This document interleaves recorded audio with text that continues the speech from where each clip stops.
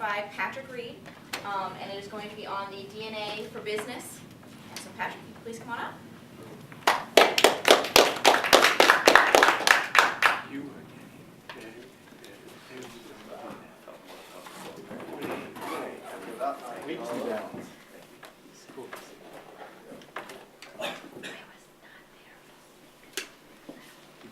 So, my name is Patrick Reed. I am the Director of Manufacturing with Tanglewood Conservatories, for any of those who I don't know here, and for those of you who are watching us live.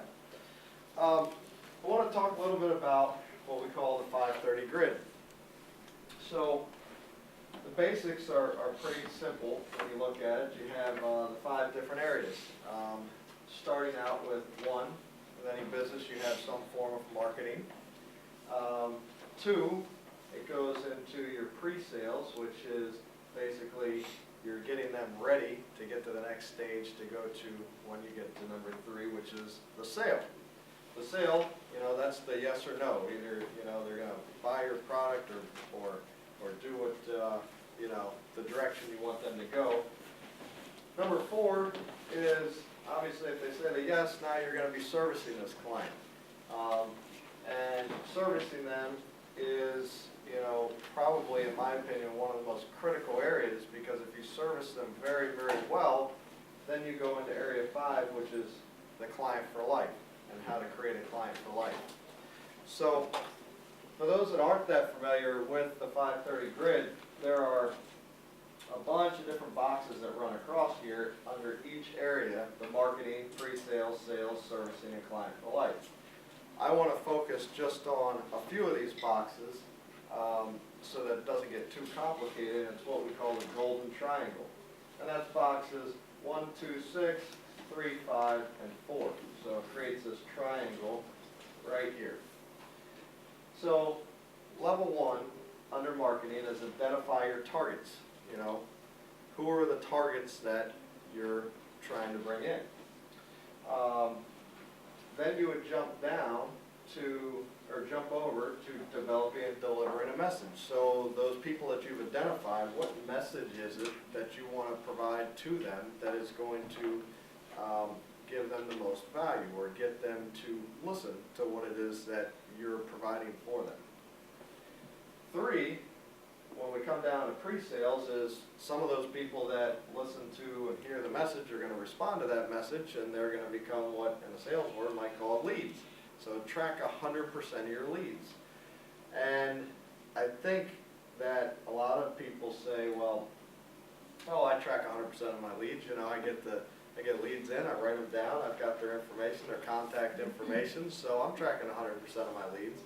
But I look at this a little bit differently. When we say track 100% of our leads, are we really tracking everything about them?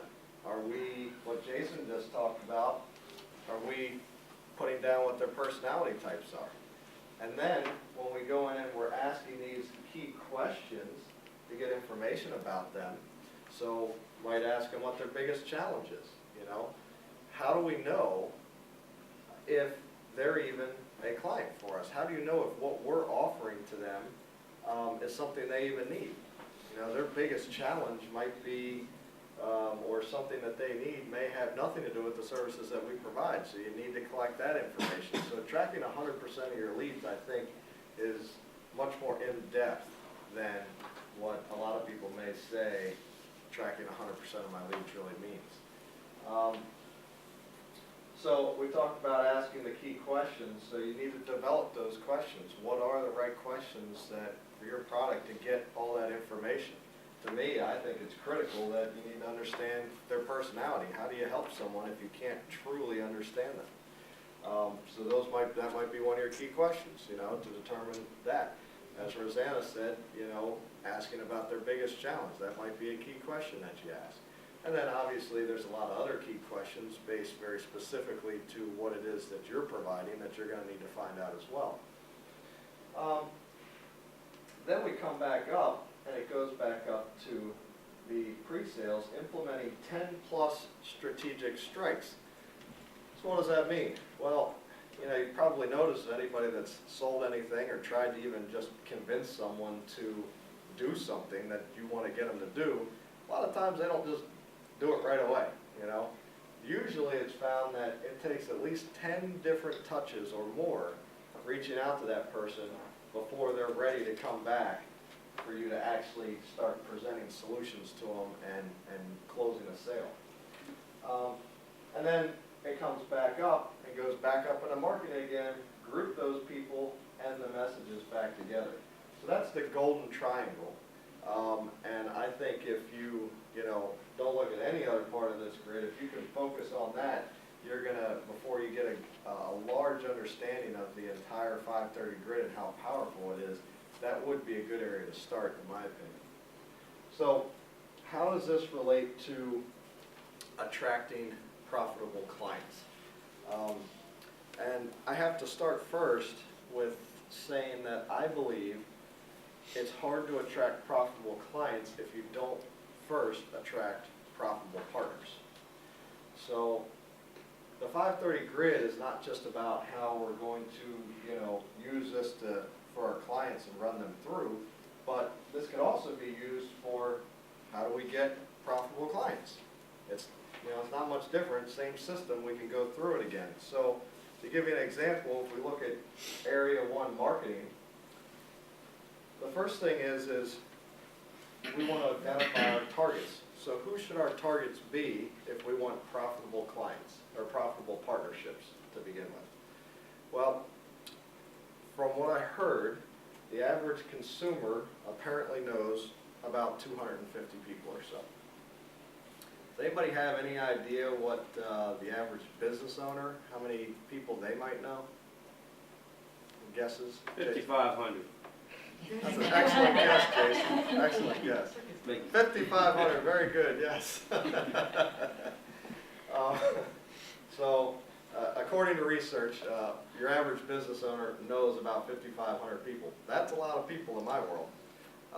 So imagine if you just create one profitable partnership with a business owner. Well, that's 5,500 more people that you know now than you did before. What if you were able to get 5 or 10? What if you had 10 profitable partners that were business owners? So what is that? I don't know, I'm not real good at math, but I think that's somewhere around 55,000, something like that you can add into a network now. So even if we just did 10 business owners that became profitable partners, all of a sudden whatever your network was just went up by 55,000 people. I think we could all probably say, I don't know, raise your hand if you think adding 55,000 people to your network might somehow get you some more sales and attract profitable clients, right? So how do we do that? Well, it's really not that hard. First thing is identify all the business owners you know or they're your clients. Now that's pretty easy. I think we could all probably just make a list real quick, say how many people those are. Area 2, pre-sales. Ask every client we have what their biggest challenge is. Ask each one of those business owners, what is your biggest challenge? Because what we're trying to figure out is how can we provide value to them. If we want to be a profitable partner, it's not going to be very profitable if they're giving us everything and we can't provide any value to them. Probably isn't going to last very long. Area 3, which is the sale, and this goes for any type of sales, but help them solve the problems that they're having. If you can help them solve those issues that they're having, they're going to turn into profitable partners, right? Area 4, servicing. This is where you can help them install systems which generate the business opportunities for our clients. So installing the systems, you say, well, what systems are we going to help them install? Well, if we're using these systems right here, the BOSS system, personality masteries, the DNA for business, the 530 grid, and the DNA for life, the natural laws, if we can help them with those systems, that's not only going to benefit them, it's going to benefit us as well. Because as their business does better, we're going to do better because they're a profitable partner. And then area 5 is help our partners grow their business, and they'll help us grow ours. So, I think as the saying goes, when the tide rises, all the ships rise together. So, if we can develop those profitable partnerships then that can help us attract the profitable clients. And then if we take our profitable clients that we've now gotten these leads from, and we put them into this system and use our 530 grid, then we've attracted the profitable clients in. We can now take them through and really, really help them at a core level with what they need. We create a client for life, and then it's kind of just like a circle. It just keeps going around and around. And now these profitable clients that we've got are going to refer other profitable clients that they know, and we can really, really grow our business in a big way. Does anyone have any questions about anything I've gone through so far? Bam. I do. So tracking 100% of the leads goes further than just the information, right? It goes to what you have about them, like their personality and that. And you're saying that that leads into asking key questions. How do you use the information from tracking those leads to get those questions? So if I'm following you, what you're saying is how does, when you're tracking 100% of your leads, how do you get, if you haven't already asked key questions, is what you're asking. Well, would knowing the information from tracking 100% of your leads lead you to different types of questions for different individuals?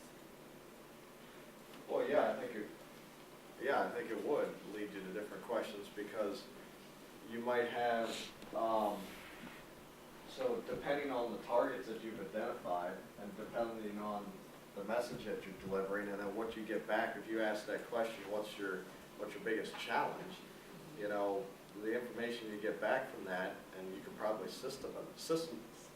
you probably put a system in place for this, that might say, okay, well, you know, as Rosanna, and this is starting to occur to me right now, as Rosanna said, well, if we're trying to figure out their personality and we find out that it's task-related or people-related, then maybe we could put a system, you know, a simple system in that says, you know what, if they're having more task-related issues, maybe these are the types of questions we ask, or if it's more people-related, maybe these are the types of questions we ask. So I think there's a way to do that. That's the first time I've heard it talked about, but So you'd almost qualify the questions as to what type they are. Thank you. That's pretty neat, yeah. Yeah. I like how things just come out of nowhere I hadn't even thought about before. That's cool. Also, if you could go ahead and if they're more people-oriented and you want to steer them towards thinking in a different way, you can steer them towards questions that make them think about the task, or vice versa. Yeah. Yeah, that's very good as well. But following that, to tailor it towards, so they'll be receptive to it instead of a driver, Right. you would do it in an amiable way if they're amiable. Have you thought about?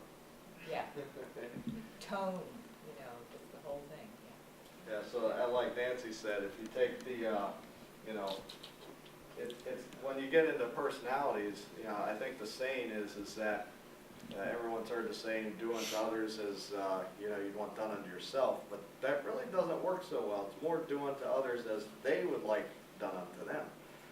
So if you are, like, say, for example, like me, I'm a driver, and you were to approach me from an amiable standpoint, I'm not gonna be very receptive to that, and vice versa. If you're an amiable person and I'm a driver and I approach you from a driver standpoint, you're probably not gonna listen to me.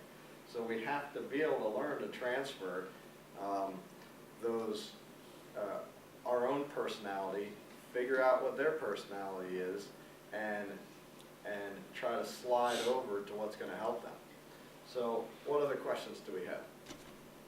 So Patrick, so I'm curious, why would somebody who's like in marketing really care about learning about servicing? And why would somebody in sales really care about servicing? And why would servicing really care about marketing and sales? Why wouldn't each person just focus in their particular area of expertise?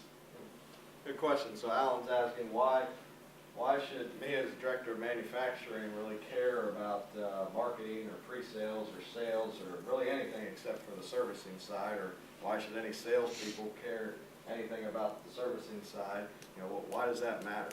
Well, I think that this is a system that if everyone is not on board in your company, and say for example, if, I'll give you an example from our company, from Tanglewood.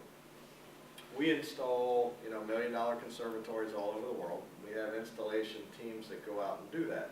Those installation teams have a much larger impact and relationship with the clients than probably any of our salespeople do. So if they aren't trained and understand the importance of the marketing, the pre-sales, the sales, and creating clients for life, then, you know, we're missing a gigantic opportunity. And it's vice versa. So if a salesperson, you know, doesn't care about how they're being serviced, well, that's probably going to be an issue, because if things aren't being serviced well, they're going to have a very hard time creating clients for life, getting referrals. So all of this, I think, ties back together, and everyone within your company needs to know all the different aspects. Now, I think there might be, obviously, when you get into these deeper levels, when you go into level, you know, 4, 5, and 6, maybe not everyone in your company is in that. That may get more specialized, but understanding how the system works on a general level, and really that everyone in your company is a salesperson at a big level picture, I think that's important. Thank you, Patrick.